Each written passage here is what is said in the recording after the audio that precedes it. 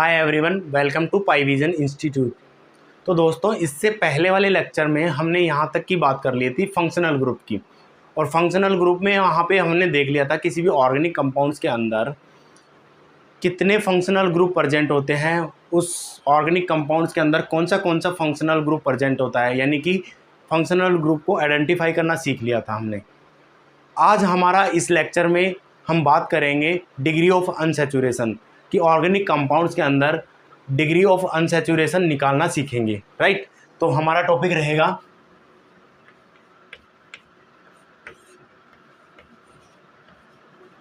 Degree of unsaturation, right. ध्यान दीजिए, degree of unsaturation क्या होता है कि कोई भी ऑर्गेनिक कंपाउंड होता है जो अनसैचुरेशन कंपाउंड है, उसको सैचुरेशन कंपाउंड के अंदर, सैचुरेटेड कंपाउंड के अंदर ले जाने के लिए या उसको अनसैचुरेटेड कंपाउंड से सैचुरेटेड कंपाउंड में कन्वर्ट करने के लिए कितने नंबर ऑफ H2 मॉलिक्यूल की रिक्वायर्ड होती है। जितने नंबर ऑफ मॉलिक्यूल की रिक्वायर्ड होती है वही उसकी क्या होती है, DU होती है, राइट। ऐसे मैं बोल सकता हूँ, उसको डेफिनेशन ऐसे भी मैं दे सकता हूँ, it represent deficiency of H2 molecule in given compound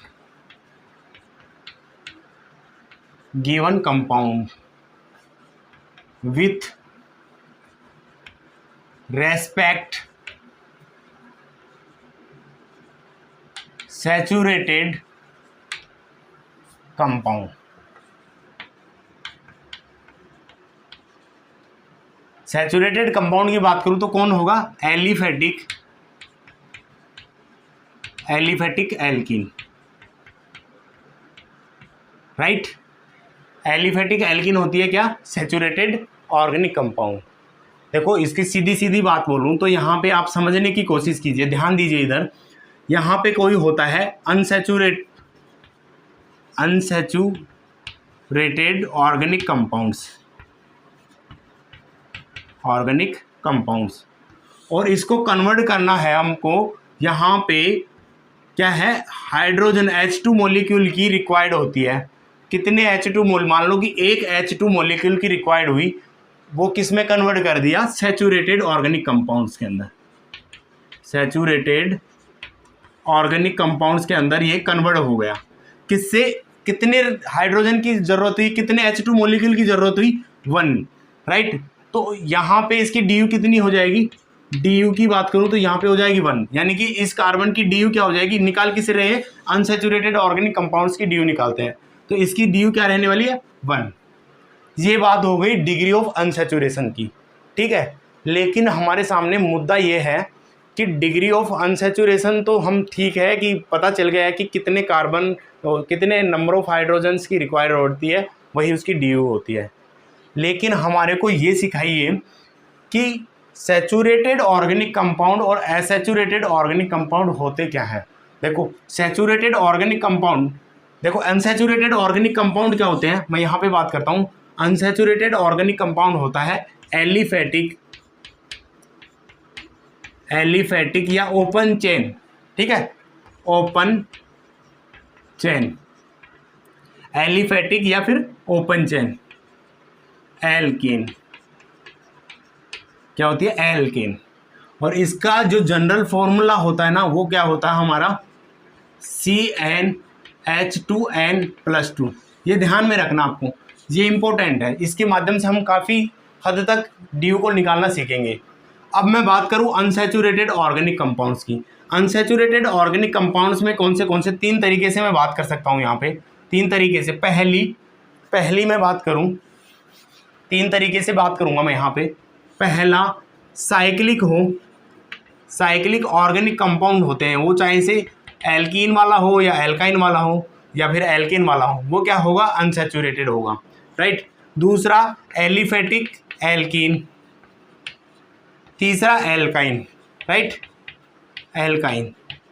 ये क्या होंगे हमारे अनसैचुरेटेड ऑर्गेनिक कंपाउंड, यानी कि साइक्लिक कंपाउंड को एलिफेटिक एल्किन में कन्वर्ट करने के लिए कितने नंबर ऑफ H2 मॉलिक्यूल की रिक्वायर्ड होती है, वो उसकी डी होती है। या फिर एल्किन से या फिर एल्काइन से साइक्लिक यानी कि एलिफेटिक एल्किन में कन्वर्ट करेंगे, और उसके लिए जो रिक्वायर्ड होती है हाइड्रोजन की, वही क्या होगी, उसकी डी होगी। ये बातें हमारी यहाँ पे हो गई। अब इसके बाद में दूसरी बात ये होती है कि डी को हम दो तरीके से निकाल सकते हैं। एक होता है कि हमारे को दे दे कि ऑर्गेनिक कंपाउंड का मोलिकुलर फॉर्मूला दे दे, और उस मोलिकुलर फॉर्मूला में हमको पूछे कि इसकी डी कितनी होती है। और एक या फिर आसान होता है वो काफ़ी, कि आपको स्ट्रक्चर दे दे और स्ट्रक्चर को देख के आपको बताना होता है कि इसकी डी क्या होती है। स्ट्रक्चर को देख के बताना काफ़ी ईजी है, लेकिन मोलिकुलर फॉर्मूला दे दे तो वहाँ पे थोड़ी दिक्कतें आती है। लेकिन कोई नहीं, आप हमारे साथ जुड़े रहिए। देखो क्या होता है कि डी को दो तरीके से निकाला जाता है। दो तरीके से डी को निकाला जाता है। पहला, यदि हमन को क्या हो कि मोलिकुलर फॉर्मूला दे दे, और मोलिकुलर फॉर्मूला दे के उसमें डी पूछे, मोलिकुलर फॉर्मूला दे करके अपन को डी पूछा जाए। या फिर हमको क्या दे दे, एग्जामिनर दे दे, स्ट्रक्चर दे दे, स्ट्रक्चर दे दे, और स्ट्रक्चर दे करके पूछ ले कि इस ऑर्गेनिक कंपाउंड्स के अंदर कितनी डी होगी, या फिर ऐसे भी दे सकता है, राइट। इसको निकालना इजी है, इसको निकालना थोड़ा ध्यान दीजिए। यहाँ पे क्या होता है, इस वाले में हम 4 केस बना के डी निकालना सीखेंगे। क्या करेंगे, 4 केस बनाएंगे अलग अलग। Case first, case second, case third और केस फोर्थ। देखो केस फर्स्ट में क्या होता है, यहाँ पे हम बात करेंगे हाइड्रोजन के रेस्पेक्ट में, hydrogen, in case of hydrogen, hydrogen के केस में करेंगे। केस सेकंड में क्या हो कि मोलिकुलर फॉर्मूला में दे दो क्या, मोनो वैलेंट एटम दे रखा हो, ठीक है। केस थर्ड में बात करेंगे यदि मोलिकुलर फॉर्मूला में दे दे क्या, bivalent atom, bivalent atom दे रखा हो, और फिर उसमें अपन को निकालना होता है। या केस 4 के अंदर हम बात करेंगे trivalent atom, trivalent atom दे रखा हो मोलिकुलर फॉर्मूला में, तो वहाँ पे हम डी कैसे निकालेंगे। बाईवैलेंट एटम कौन से होते हैं, ऑक्सीजन हो गया, सल्फर हो गया। ट्राईवैलेंट एटम की बात करें तो नाइट्रोजन हो गया। मोनोवैलेंट एटम सारे हेलोजन ग्रुप, क्लोरीन हो या ब्रोमीन हो या फ्लोरीन हो या आयोडीन हो, राइट, इनके केस में देखेंगे। अब इनके लिए क्या होता है, यहाँ पे हम एक मैथमेटिकली फॉर्मूला यूज करेंगे, वो हमारा कौन सा रहने वाला है, डी यू बराबर delta N H upon 2, right. यहाँ इस फॉर्मूला की सहायता से अलग अलग केस के अंदर हम डी यू, किसी भी मोलिकुलर फॉर्मूला के अंदर डी यू बता देंगे, राइट। तो चलिए हम सबसे पहले केस फर्स्ट की बात करते हैं।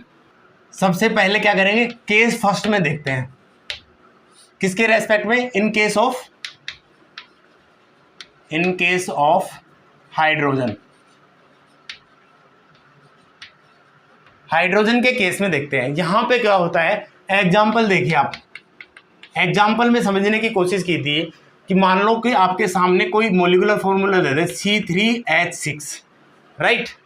ये कोई क्या है, अनसैचुरेटेड ऑर्गेनिक कंपाउंड है, और इसको किस में कन्वर्ट करना है अपन को, सैचुरेटेड ऑर्गेनिक कंपाउंड। सैचुरेटेड कौन सा, एलिफेटिक, ये ध्यान में रखना है ना, एलिफेटिक एल्किन, एलिफेटिक एल्किन। और इसका फॉर्मूला क्या होता है, जनरल फॉर्मूला CnH2n+2, राइट। अब देखिए यहाँ पे इसको कन्वर्ट करने के लिए इसके अकॉर्डिंग क्या फॉर्मूला बनेगा हमारा, यहाँ पे C3 है, ये क्या है, अनसैचुरेटेड है, अनसैचुरेटेड है, ठीक है। और इसको किस में कन्वर्ट करना अपन को, सैचुरेटेड में। सैचुरेटेड के उसके अकॉर्डिंग क्या होना चाहिए, C3 है, मान लो C3, तो अब यहाँ पे हाइड्रोजन कितने होने चाहिए, N, C3 है ना, तो 3 × 2 + 2, यही तो होगा ना। N की वैल्यू क्या है, 3, तो यहाँ पे पुट कीजिए, N की वैल्यू 3 है, C3, H की वैल्यू यहाँ पे फॉर्मूला में दे रखा है 2 इंटू N की वैल्यू 3 प्लस 2, तो कितना हो जाएगा 6 प्लस 2 बराबर 8। हाइड्रोजन कितने होने चाहिए यहाँ पे 8, राइट। अब कितने हाइड्रोजन की डेफिशिएंसी आ रही है यहाँ पे देखो, 8 में से 6 निकालेंगे तो कितने हाइड्रोजन की कमी आ रही है, 2 हाइड्रोजन की कमी आ रही है। ये हमारे पास क्या आ गया, क्या आ गया है हमारे पास डेल्टा NH। डेल्टा NH की वैल्यू कितनी है 2। अब हमें एक फॉर्मूला यूज किया था, कौन सा फॉर्मूला था DU के लिए, DU बराबर डेल्टा NH अपॉन 2, ठीक है। डेल्टा NH की वैल्यू कितनी है 2, कितनी है 2 इंटू फॉर्मूला में 2 बराबर 1, कितना हुआ DU कितनी आ गई, DU बराबर 1। यहां से देखो इस ऑर्गेनिक कंपाउंड की DU कितनी होगी 1 होगी, यानी कि इसको कितने नंबर ऑफ H2 मॉलिक्यूल, ये सिर्फ कहते हैं हाइड्रोजन थे, और एक मॉलिक्यूल में कितने हाइड्रोजन मोल प्रेजेंट होंगे, ये एटम्स की बात है, ये मॉलिक्यूल की, राइट है। 1 मोल ऑफ H2 मॉलिक्यूल, ये इसकी DU होगी। किसके केस में देखेंगे, मॉलिक्यूल के केस में देखेंगे, एटम के केस में नहीं देखेंगे, राइट। ऐसे ही अभी और देख लीजिए, यहाँ पे एक एग्जांपल और ले लेता हूँ मैं, C6H6। ये हमारे पास कोई organic unsaturated organic molecular formula दे दिया, और इसमें पूछ ले कि इस ऑर्गेनिक कंपाउंड की DU कितनी होगी, इस मॉलिक्यूलर फॉर्मूला की DU कितनी होगी, तो इसके अकॉर्डिंग जाइए किस में कन्वर्ट करना है अपन को, सैचुरेटेड में कन्वर्ट करना है। तो सैचुरेटेड में क्या होगा, C6 कितना होगा, हाइड्रोजन कितना होना चाहिए इस फॉर्मूले के अकॉर्डिंग, C यहाँ पे कीजिए 6 2 इंटू 6 प्लस 2, राइट। N की वैल्यू क्या है यहाँ पे, N की वैल्यू थी 6, तो कितना आ जाएगा यहाँ पे 14, कितना होना चाहिए 14, राइट। ये सैचुरेटेड में कन्वर्ट हो गया अनसैचुरेटेड। अब देखो यहाँ कितने हाइड्रोजन की, नंबर ऑफ कितने हाइड्रोजन है जो डेफिशिएंसी आ रही है, डिफरेंस कितना आ रहा है। डेल्टा NH की वैल्यू निकालने के लिए क्या होता है कि यहाँ पे होना चाहिए कितना 14 है, कितने 6, कितना आ रहा है 8। डेल्टा NH की वैल्यू कितनी है 8। मॉलिक्यूलर फॉर्मूला में अब DU की बात करें तो क्या है डेल्टा NH अपॉन 2, तो डेल्टा NH की वैल्यू कितनी निकाली 8, कितनी निकाली 8, कितनी आ जाएगी DU यहाँ पे कितनी आ जाएगी 4, राइट। समझ में आ गया होगा आप सबको। ये तो हो गया हाइड्रोजन के केस में कि हाइड्रोजन दे रखा हो अपन को और वहाँ पे हाइड्रोजन की कमी दे रखी हो और फिर उसको सैचुरेटेड में कन्वर्ट करना हो, राइट। अब सेकंड केस की बात करते हैं हम।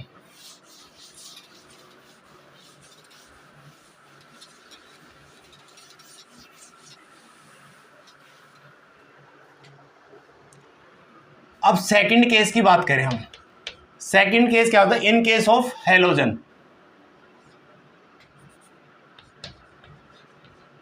हेलोजन केस में या फिर मोनोवैलेंट, मोलिकुलर फॉर्मूला में क्या दे रखा हो मोनोवैलेंट एटम दे रखा हो, तो वहां पे मोनोवैलेंट एटम को क्या कंसीडर करना है अपन को, हाइड्रोजन ही कंसीडर कर लेना है। क्या कर लेना है, हाइड्रोजन कंसीडर कर लेना है।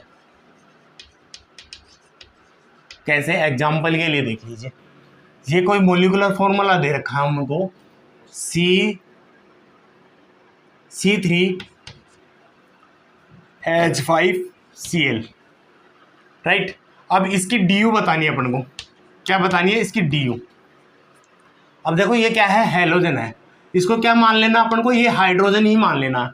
यहाँ पे कितने हैं, इसको हाइड्रोजन की तरह मानो कि ये इसको हाइड्रोजन कंसीडर कर लो, 5 हाइड्रोजन 1 6 मानो, ठीक है। होने कितने चाहिए इसका C3, अभी लास्ट में देखा C3H8, कितने नंबर ऑफ हाइड्रोजन की कमी आ रही है यहाँ पे 2 हाइड्रोजन की क्या हो रही है कमी, यानी कि डेल्टा NH की वैल्यू कितनी आ गई 2। अब DU निकालने का सूत्र क्या था अपना, डेल्टा NH अपॉन 2, वैल्यू रख दीजिए यहाँ पे 2/2 बराबर 1। इस मॉलिक्यूल की DU क्या हो जाएगी, इसकी हो जाएगी 1। नेक्स्ट ऐसा देख लीजिए, कोई हमारे पास ऐसा मॉलिक्यूलर फॉर्मूला दे दिया C6H6Cl6, ठीक है। ये कोई मॉलिक्यूलर फॉर्मूला है। अब इसमें इस मॉलिक्यूलर फॉर्मूला की DU बतानी है। क्या है ये, यहाँ पे क्या दे रखा है मोनोवैलेंट एटम, मोनोवैलेंट एटम। अब इसको कंसिडर क्या मान लेना है हमको, हाइड्रोजन ही मान लेना है कि ये हाइड्रोजन ही है, राइट। अब इसको सैचुरेटेड में ले जाने के लिए हमारा क्या रहेगा, ये वाला फॉर्मूला देखिए CnH2n+2, इसके अकॉर्डिंग कितने होने चाहिए यहाँ पे हाइड्रोजन, C6H14, यही तो होना चाहिए था। अब देखो यहाँ पे कितना कंसीडर, इसको कंसीडर कर लो, इतना कितना आ रहा है, ये 12 हाइड्रोजन, इसको भी हाइड्रोजन मान लेना है, कंसीडर कर लेना ना, मोनोवैलेंट एटम है, 12 है। कितने की कमी आ रही है यहाँ पे, 2 हाइड्रोजन की कमी आ रही है, मतलब डेल्टा NH की वैल्यू कितनी आएगी, 2। अब फॉर्मूला हमारा क्या रहा था, du बराबर डेल्टा NH/2, इसके अकॉर्डिंग अगर डेल्टा NH की वैल्यू लिखे तो 2/2, du कितनी आ गई, 1। इस मॉलिक्यूल की du क्या रहेगी, 1। समझ में आ गए ना, ये बातें समझ में आ गई, ठीक है। अब हमारा नेक्स्ट जो रहेगा वो केस रहने वाला थर्ड।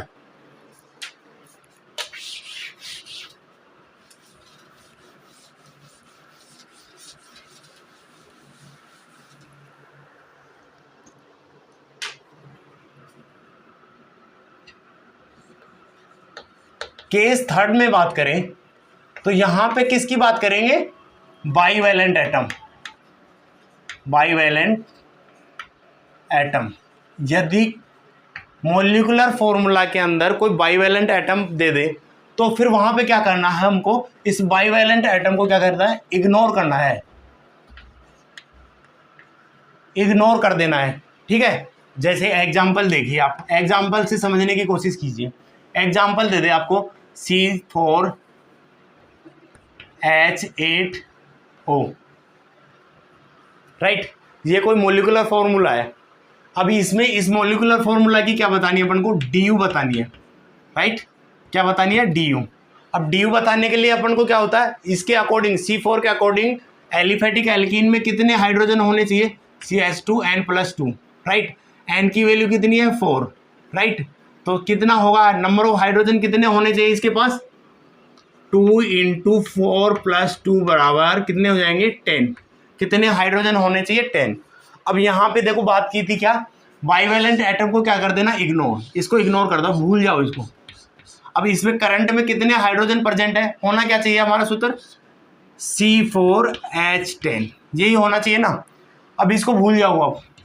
अब यहाँ पे देखो नंबर ऑफ हाइड्रोजन कितने हैं, 8, और होने कितने चाहिए, 10, ठीक है। कितने होने चाहिए, 10, उसमें से 8 कम कर दो, कितने आ जाएंगे, इनका बीच में कितने नंबर ऑफ हाइड्रोजन का डिफरेंस आ रहा है, 2, ठीक है। ये हमारा क्या आ गया, डेल्टा NH, कितनी वैल्यू आई, 2। मॉलिक्यूलर फॉर्मूला क्या था हमारा, सॉरी, वो हमारा जो सूत्र था du निकालने का वो था डेल्टा NH/2। डेल्टा NH कितना निकला यहाँ पे, 2 निकला ना, du बराबर 2/2 बराबर 1, यानी कि इस मॉलिक्यूलर फॉर्मूला की du कितनी रहने वाली है, यहाँ पे du रहने वाली है 1, राइट। इसके बाद में एक एग्जांपल की और कर लें, जैसे आपके सामने ऐसे दे दें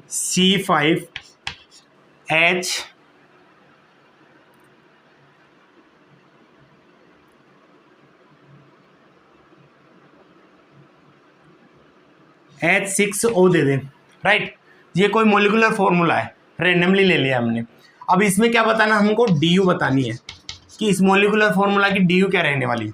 अब इस मॉलिक्यूलर फॉर्मूला के अकॉर्डिंग एलिफेटिक एल्कीन का क्या फॉर्मूला रहना चाहिए, देखिए इसके अकॉर्डिंग चले जाएंगे। यहाँ पे क्या है, n की वैल्यू कितनी है, 5, तो हाइड्रोजन कितने होने चाहिए, 2 × ये फॉर्मूला देख, 2, n की वैल्यू 5 + 2 बराबर कितने होंगे, 12 है, यही तो होगा। यानी कि इसका मॉलिक्यूलर फॉर्मूला क्या बनना चाहिए एल्केन के लिए सैचुरेटेड में, C5H12 है।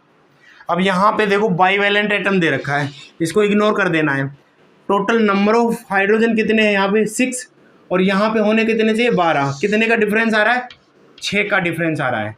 ये 6 क्या आ गया हमारे पास, डेल्टा NH, डेल्टा NH आ गई। अब लगा लीजिए यहाँ पे du बराबर डेल्टा NH/2, डेल्टा NH की वैल्यू रख दीजिए यहाँ पे, कितनी आ गई, 6/2, तो du कितनी आ गई, 3। तो इस मॉलिक्यूलर फॉर्मूला में डी की बात करें तो इसकी डी क्या रहने वाली है 3। बात समझ में आ गई होगी आप सबको। जब भी बाईवैलेंट मोलिकुलर फॉर्मूला में दे रखा है तो उसको क्या करना है, इग्नोर कर देना है। इसके बाद में लास्ट केस हमारा रहने वाला है केस नंबर 4।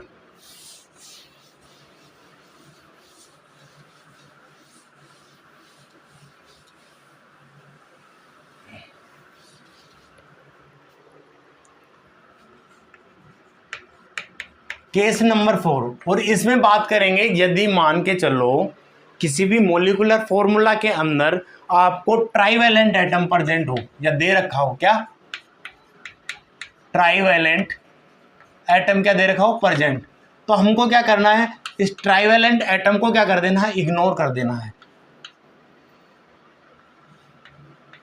इग्नोर कर देना है। साथ ही साथ में जितने ट्राईवैलेंट एटम दे रखे हैं उसका क्या एक हाइड्रोजन कम कर देना है, उसमें साथ में एक हाइड्रोजन को और कम कर देना है, राइट। जैसे एग्जाम्पल की बात करते हैं, हम एग्जाम्पल की बात करें, जैसे कि C5H9N ये दे रखा है। देखो यहाँ पे ध्यान से देखें कि इसका डी निकालना हमको, क्या डी क्या होगा, तो डी निकालने के लिए किसका रेस्पेक्ट देखेंगे, एल्केन का, एल्केन के देखेंगे ना। और एल्केन का फॉर्मूला क्या होता है, CnH2n+2, राइट।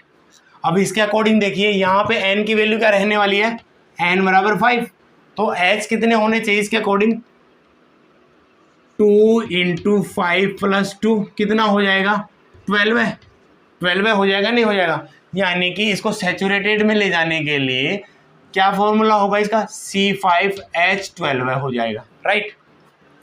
अब यहाँ पे देखिए, अब हम यहाँ पे क्या करेंगे कि यदि नाइट्रोजन जो दे रखा है ना, कितने नाइट्रोजन, 1 नाइट्रोजन दे रखा है, तो यहाँ पे दिए गए हाइड्रोजन में एक कम मानना है। यानी कि ये नाइट्रोजन यहाँ पे 1 दिया है तो यहाँ पे हाइड्रोजन क्या मानना है आपको, 8 मानना है। और अब इस 8 और 12 के बीच में डिफरेंस कितना आ रहा है, 4 का डिफरेंस आ रहा है ना, ये 4 क्या आ जाएगी हमारी डेल्टा NH की वैल्यू आ जाएगी।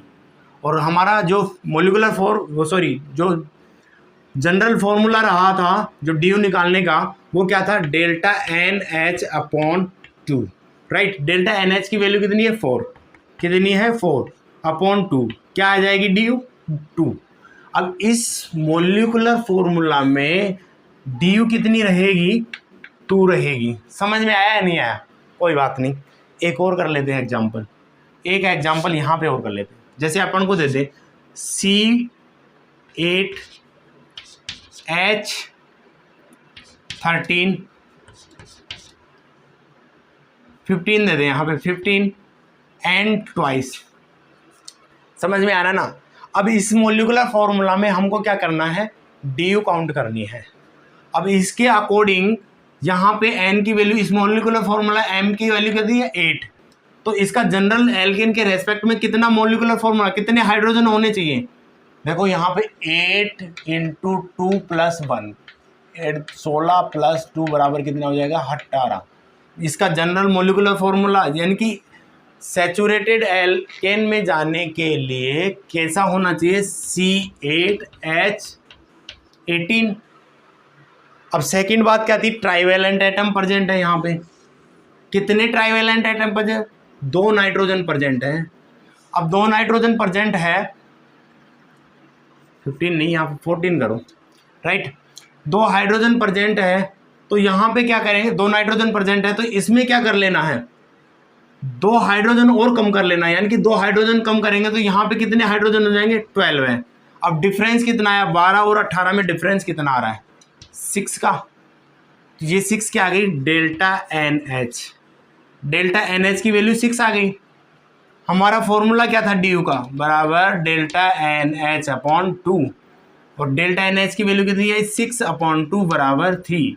यानी कि इस मोलिकुलर फॉर्मूला की डी क्या रहने वाली है, इसकी डी रहने वाली है 3।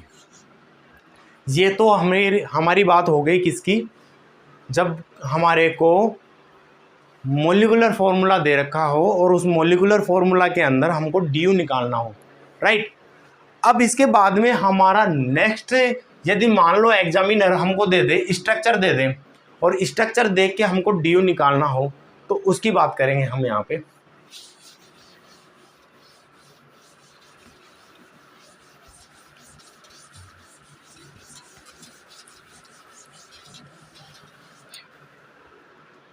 किसकी बात करेंगे? इन स्ट्रक्चर। स्ट्रक्चर दे रखी हो तो डी यू कैसे निकालेंगे अपन? क्या निकालेंगे? D you. देखो स्ट्रक्चर दे रखी हो तो इसके लिए हमको देखना पड़ेगा सबसे पहले क्या, देखो एक बात यहाँ पे देखो, कैलकुलेट कर दीजिए। डी यू कैलकुलेट करने का मैं सीधा सीधा मंत्र दे देता हूँ। जब आपको एक पाई बॉन्ड दे रखा हो तो उसकी डी यू क्या मान ली है? 1। जब आपको पाई कितने दे रखी हो? 2, तो डी यू उसकी कितनी रहेगी? 2। जब आपको एक साइक्लिक रिंग होती है ना, एक रिंग होती है, उस रिंग की कितनी डी यू होती है? उसकी डी यू होती है 1। यदि ऐसा हो कोई एक रिंग है और उस रिंग के अंदर एक पाई बॉन्ड है प्रेजेंट, तो उसकी डी यू कितनी हो जाएगी? एक तो पाई की और एक रिंग की कितनी आ जाएगी डी यू? 2। ऐसा हो कि एक रिंग है और उस रिंग के अंदर 2 पाई है, 2 डबल बॉन्ड है, तो उसकी डी यू कितनी आ जाएगी? 2 पाई बंद के लिए कितनी आ जाएगी डी यू? 2, और एक रिंग के लिए कितनी आ जाएगी? डी यू आ जाएगी 3। एग्जाम्पल से आप समझने की कोशिश कीजिए। यहाँ पे जैसे आपके सामने ये है CH2 डबल बॉन्ड CH3। देखिए यहाँ पे देखिए पाई बॉन्ड कितने हैं? यहाँ पे पाई बॉन्ड होगा ना, एक सिग्मा एक पाई, एक पाई बॉन्ड प्रेजेंट है, तो इस वाले में डी यू कितनी हो जाएगी? एक पाई बंद के लिए डी हो जाएगी 1। समझ में आ रहा है ना? ऐसा दे दिया आपके सामने, ये लो, ये कोई मोलिकुलर फॉर्मूला दे दिया आपको, ये मोलिकुलर स्ट्रक्चर दे दिए, सॉरी ऑर्गेनिक स्ट्रक्चर दे दिए। अब यहाँ पे आपको डी यू पूछे तो सीधा सीधा देखो, यहाँ पे ये सिग्मा है, बाकी के पाई बॉन्ड होंगे और सारे बाकी सिग्मा होंगे, तो यहाँ पे कितने नंबर ऑफ पाई कितने होंगे? 2। और 2 के लिए कितना होता है डी यू? जब पाई बॉन्ड 2 हो तो डी यू कितना होगा? 2। तो इस स्ट्रक्चर में डी यू कितनी रहने वाली है? 2। समझ में आ रहा है नहीं आ रहा? ऐसे एक और ये देख लो, ये चलो ये साइक्लिक रिंग है, साइक्लिक एल्केन हो गया, क्या आ गया? Cyclo alkane. और साइक्लिक जो रिंग होती है ना, उसके लिए डी यू कितनी, एक रिंग के लिए कितनी होगी? एक रिंग के लिए डी यू होगी 1। कितनी होगी? इसकी डी यू कितनी हो जाएगी? 1। ऐसा दे दे आपको, और इस रिंग के अंदर एक पाई बॉन्ड दे दें। अब इसके अंदर बताना है आपको, एक क्या है? एक आ गई हमारी रिंग, और रिंग में एक क्या है? डबल बॉन्ड प्रेजेंट, यानी कि एक क्या है? Pi bond. तो इसकी डी यू क्या रहने वाली है? इसके लिए कितनी होती है डी यू? 1, और इसके लिए डी यू कितनी होती है? 1। तो इस कंपाउंड की डी यू कितनी हो जाएगी? डी यू हो जाएगी 2। तो ज़्यादा मुश्किल काम नहीं है किसी भी ऑर्गेनिक कंपाउंड्स के अंदर डी यू निकालना। आई होप आप सभी को ये सारी चीज़ें अच्छे से समझ में आई होगी। फिर भी अगर आपको कमी महसूस होती है तो आप नंबर ऑफ़ क्वेश्चंस लगाइए, प्रैक्टिस कीजिए, प्रैक्टिस के साथ में सभी चीज़ें आ जाएंगी। तो आज के लिए हमारा लेक्चर इतना ही रहने वाला है। इसके बाद में हम कल वाले एपिसोड में देखेंगे या कल वाले लेक्चर के अंदर देखेंगे होमोलोगस सीरीज़। ठीक है, चलो धन्यवाद।